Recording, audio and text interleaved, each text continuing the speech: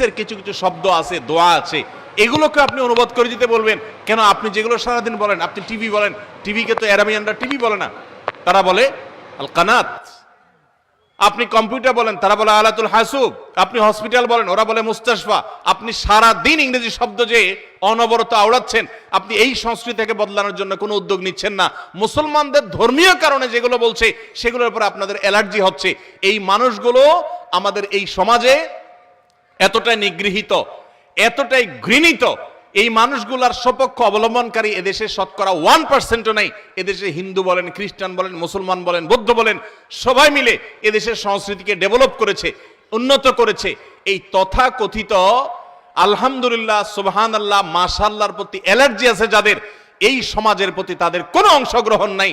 তারা এ দেশকে পিছিয়ে নিয়েছে, এক চুল পরিমাণ এগিয়ে নেওয়ার ক্ষেত্রে তাদের কোনো ভূমিকা ছিল না।